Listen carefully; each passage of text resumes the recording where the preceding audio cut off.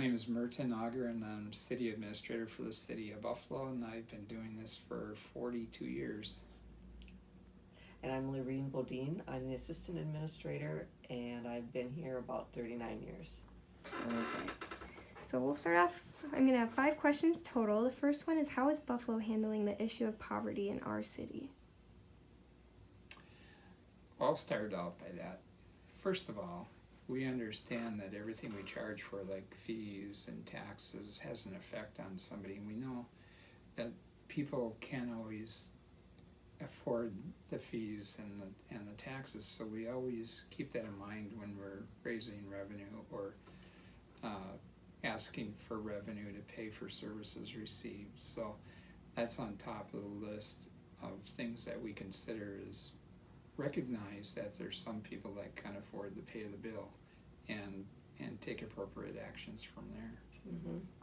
Yeah, specifically I can relate to a water and sewer increase that took place in 26, we did the study in 2017, and our new fee schedule was implemented in 2018, and the lowest increase came to the water users who use less, because we didn't want to penalize particularly single elderly folks, for example, who are on fixed incomes.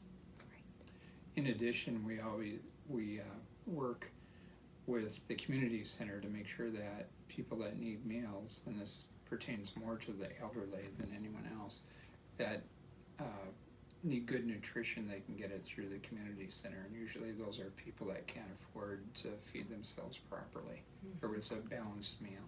And we have food shelf in town too, correct? Correct, Right. and the city always supports the food shelf with an annual donation, and also helping out with all the fundraisers that they have. Mm-hmm. Right. And this kind of bounces off of that, but what are the causes of poverty in Buffalo, the most common ones that you see? Well, I think the number one reason for poverty is somebody getting sick. They have to go to the hospital, they have big, large bills that they have to pay for. And if they've lost their employment because they can't come to work because of a sickness, it compounds the problem. In addition, we're seeing elderly people that haven't prepared totally, or they themselves get sick and have a hard time paying for the day-to-day bills and for housing, which is one of the most expensive parts of living. Right. Anything else to add? I don't think I have anything to add to that. Covered that one. Yeah. Perfect. What's the difference between poverty in our city, Buffalo, and poverty in urban cities like downtown Minneapolis, or even furthermore like New York City, Sure. California? Well, the Buffalo has a smaller population, so from the standpoint of the numbers of either homeless or folks that are poor, we probably have less to deal with than those larger cities. But we certainly are still cognizant, as Mert described earlier, about when we increase our fees and so forth, we are very cognizant of those who are less able to pay. I think the main difference between us and Minneapolis are the number of support groups that are in Minneapolis. Here we don't have a lot of housing support. However, there are agencies that can help out in that regard for a short-term time. And I think just the degree, the numbers like Lorene was talking about, we do once in a while get somebody that appears to be living out of their car, or actually living in a shelter somewhere that isn't meant to be a shelter. Mm-hmm. But compared to Minneapolis, we have very few of those. But are we able to better help them in that way then, being that it's a smaller town? I don't know if we're better or more able to help them, but we get, when you're talking about the city, you have more institutionalized assistance, whereas in the city of Buffalo there might be a small support group or a family that may temporarily help a person out. Mm-hmm. So it tends to be more institutionalized in Minneapolis than it does out here. Okay. Perfect. How does family structure affect the poverty rates in our city? Does it have a huge effect, or is it more of other things? I think it I read something recently where, excuse me, somewhere around 30% of um, 18 to 30-year-olds were gaining assistance or some kind of income support from their parents. So I think if your family is able to do so, they gain a lot of assistance through their family. Otherwise, I think it's just this church and social groups around town that assist people that need assistance, and I think there's an active rate of participation in this community. And our last question, how does race relate to poverty? Does it have an effect? I'll tackle that one. I think it does. It does have some relevance. If you look at the statistics, there's a lower incidence of college degrees, a lower incidence of high school graduation. So there seems, I don't want to paint a broad brush here, but there seems to be a relation to race and an ability to improve one's lot in life. I think, again, family is a big part of that. If you have a good family upbringing, no matter what race, you're going to have a better outcome in your decisions. But I think there is something to the race that you're part of, and I think that we're making headway, but there definitely is some statistical evidence that it's something that affects you. Sure. So my name is Pt.1 and I am the police chief of the Buffalo Police Department. Perfect. First question, how is Buffalo handling the issue of poverty in our city? There are multiple support networks available, and probably the biggest, or the one that is the most inclusive, is Human Services. Wright County has a lot of services available for people, whether it's housing assistance or food assistance.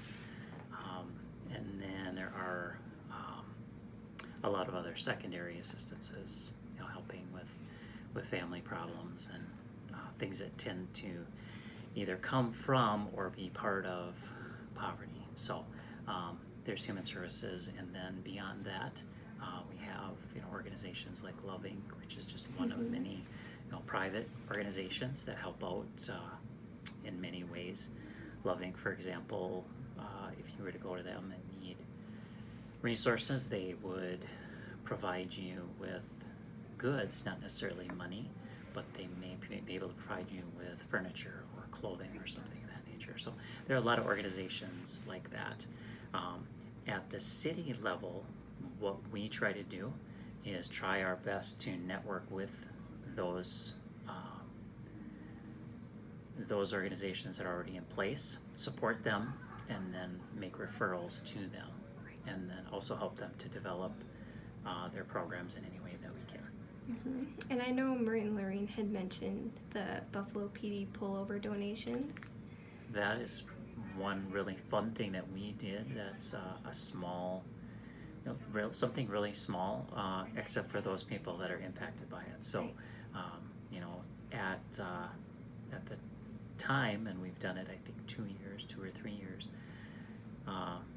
Those are times when many of us take things for granted, like being able to have food for shopping, and there are some people who don't have the cash available to buy gifts. And so what we did was to take money from Bounce Back, and then go to those people that we saw were in need. It might have been on a traffic stop, or maybe somebody that an officer dealt with throughout their day or whatever, that they knew needed a little extra boost. And so that was something very real, and it was small. We didn't have a lot of money, but yeah, it's a huge thing, and really fun for us to do too. And is that unique to our city?